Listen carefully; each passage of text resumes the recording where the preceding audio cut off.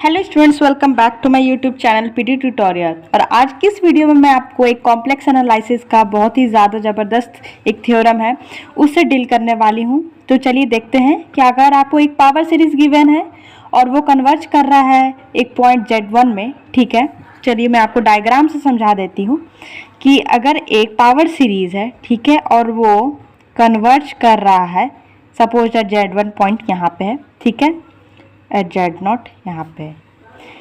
तो अगर एक पावर सीरीज कन्वर्ज करता है Z1 पॉइंट पे, तो हम ये बोल सकते हैं कि वो पावर सीरीज एब्सोल्युटली कन्वर्जेंट होगा हर वो एक पॉइंट Z पे जो कि open disc Z minus Z0 lesser than R1 में बिलोंग करता हो। R1 क्या है हमारा?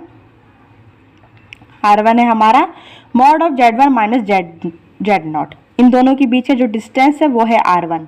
तो जो इस ओपन डिस्क में के अंदर जितने भी पॉइंट्स है, ठीक है, उन सब के लिए पावर सीरीज क्या हो जाएगा? एब्सोल्यूट कन्वर्जेंट हो जाएगा। तो इस चीज़ को दिखाने के लिए हम लेंगे यहाँ पे दो केस। एक बार मान लेंगे कि ये पावर सीरीज, ये जो Z0 है वो है 0, ठीक है, और एक बार कंसीडर करके चलेंगे ये Z0 नॉट इक्वल्स टू 0, ठीक है। चलिए फाइंड करते हैं। सो केस वन में हम लेंगे व्हेन Z0 हमारा 0 है। देन पावर सीरीज को मैं शॉर्टकट लिख दे रही हूँ PS, ठीक है, आप समझ जाना। देन पावर सीरीज जो हमारे क्या गिवन है, n इक्वल्स टू 0 से लेके infinity an Z minus Z0 to the power n क्या हो जाएगा हमारा? बिकम्स, जब Z0 की वैल्यू 0 पुट करेंगे तो हमारा कुछ इस तरह से दिखेगा पावर सीरीज Zn। ओके, यहाँ तक तो कोई दिक्कत नहीं होनी चाहिए। चलिए अब सपोज कर लीजिए, लेट अस सपोज कि Z1 पॉइंट पे ये जो पावर सीरीज हमने निकाला है वो क्या है? कन्वर्जेंट है। द पावर सीरीज समेशन क्या? an Z to the power n क्या है? Is convergent for Z equals to Z1, hence summation an Z1 to the power n convergent।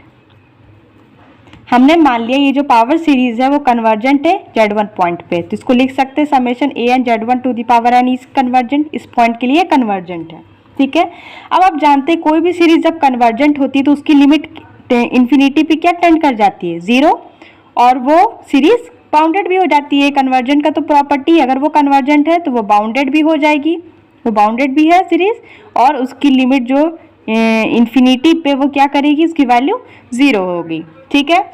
तो चलिए इस प्रॉपर्टी का यूज़ करते हुए हम लिख सकते हैं कि limit n tends to infinity जब करेंगे इस सीरीज के लिए तो वो क्या हो जाएगी? 0। तो इसको दे देते इक्वेशन नंबर 1। एंड हम लोग ये भी जानते हैं ये जो सीरीज़ है क्योंकि कन्वर्जेंट है तो ये क्या हो जाएगी? बाउंडेड भी हो जाएगी। अगर बाउंडेड होगी तो बहुत ही ऑब्वियस सी बात है, यहाँ पे एक पॉजिटिव रियल नंबर एग्जिस्ट करेगी। पॉजिटिव रियल नंबर कोई भी ले लीजिए, कैपिटल M ले लीजिए, चलिए आप, ठीक है, सच डैट जिसकी एब्सोल्यूट वैल्यू होगी सीरीज़ की वो बाउंडेड करेगी इस कैपिटल M से हर एक n के लिए। इसको आप ले लें 2, तो इस इक्वेशन को मैंने 1 लिया है, इसको 2 लिया है, इसको हम लोग फर्दर आगे यूज़ करने वाले हैं। आप इसको बस ध्यान में रखिए, कुछ नहीं किया मैंने बस बोला जो सीरीज़ है इसको मैंने Z1 पॉइंट में एक कन्वर्जेंट कंसीडर कर लिया। अगर कन्वर्जेंट होगी तो उसकी दो प्रॉपर्टी ऑलरेडी हमें पता है, ठीक है, कन्वर्जेंट होगी ये दो प्रॉपर्टी ऑलरेडी ये शो करेगा। इसका हेल्प हम लोग कहाँ करेंगे? देखिए इसका यूज़ हम लोग कहाँ करेंगे, चलिए देखते हैं। अब कंसीडर करिए कि mod of an Z to the power n को किस तरह से लिख सकते हैं? an Z1 to the power n, और इसको लिख सकते हैं Z to the power n Z1 to the power n। कोई दिक्कत? अब इसको लिख सकते हैं an Z1 to the power n, इसको लिख सकते हैं Zn Z1 to the power n, ठीक है। या फिर आप इसको ऐसे भी लिख सकते हैं an Z1 to the power n and this is Z upon Z1 to the power n। और हमने अभी अभी निकाला है ये जो एब्सोल्यूट वैल्यू, ये किससे है, बाउंडेड है m से, तो इसको लिख दीजिए यहाँ पे lesser than equals to m, और ये बचा z upon z1 to the power n। इसको यहाँ पे लिख दीजिए कि हमने कहाँ से लिखा है, फ्रॉम इक्वेशन 2, हमने इक्वेशन 2 का यहाँ यूज़ किया है। अब हमको यहाँ निकल गया है कि an z to the power n lesser than equals to m z upon z1 to the power n। अब क्या करेंगे, समेशन ले लेते हैं both side, taking summation both sides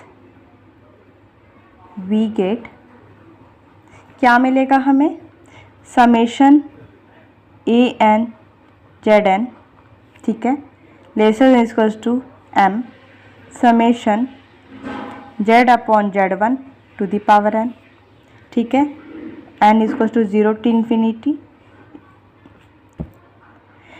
अब आपको दिखाना है क्या बेसिकली कि ये जो है ये क्या है, कन्वर्जेंट हो जाए, ठीक है, क्योंकि हमको दिखाना है कि हर एक ओपन डिस्क के लिए कन्वर्जेंट होगा ये पावर सीरीज। इसको कन्वर्जेंट दिखाने के लिए हमको इसको कन्वर्जेंट दिखाना होगा by using comparison test. Very good, by comparison test हम लोग ये जानते हैं, कंपैरिजन टेस्ट, ये जो समेशन, ये जो पावर सीरीज है हमें given, summation an z to the power n is convergent. कब कन्वर्जेंट होगा, इफ जो summation n equal to 0 to infinity mod z upon z1 to the power n is convergent. ये convergent हो जाएगा तो इससे छोटा जो भी सीरीज है वो सारे कन्वर्जेंट हो जाएंगे, ठीक है। अब इस सीरीज को कन्वर्जेंट कैसे दिखा है, आप इसको ध्यान से देखिए, ये सीरीज एक क्या है, ज्योमेट्रिक सीरीज है, ये एक जीपी है, ठीक है। अगर आप ध्यान से देखिए जो सीरीज है ये क्या है, ज्योमेट्रिक सीरीज है, ठीक है। तो hence summation mod z upon z1 to the power n is geometric series, geometric series. So summation mod z upon z1 to the power n is convergent. ये एक ज्योमेट्रिक सीरीज कन्वर्जेंट कब होगी, जब इसका कॉमन रेशियो क्या होगा, less than 1। If mod of z upon z1 less than 1, यानी कि mod of z is less then mod z1 लिख सकते हैं।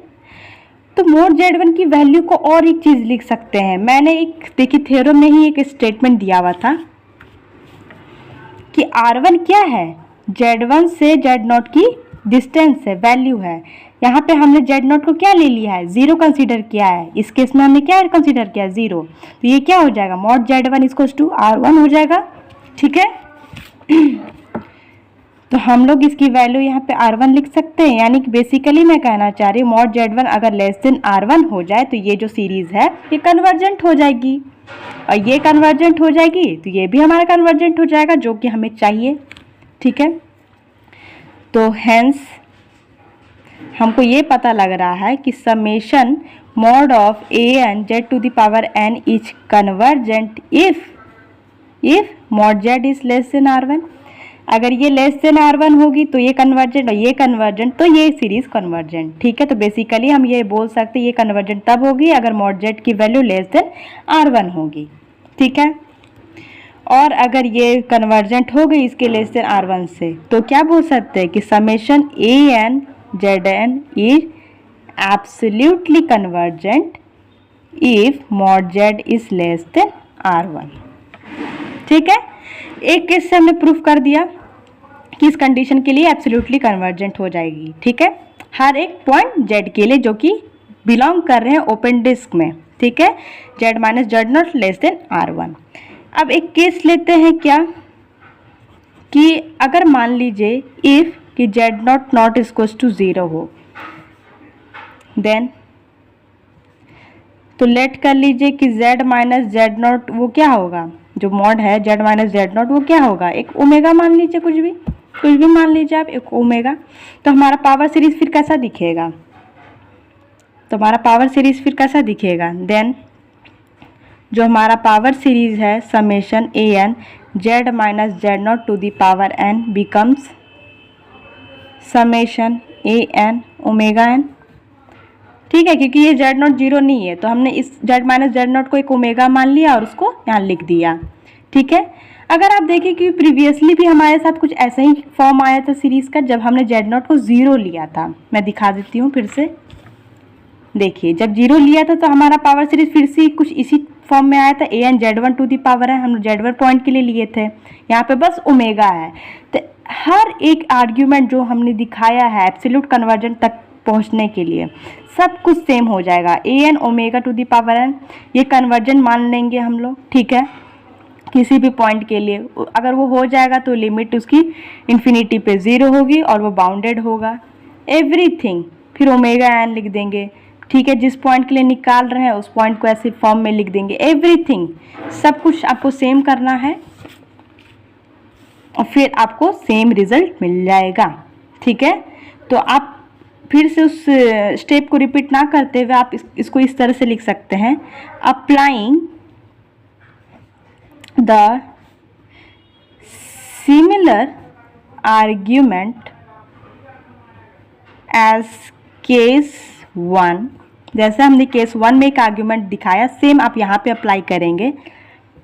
We get the similar result.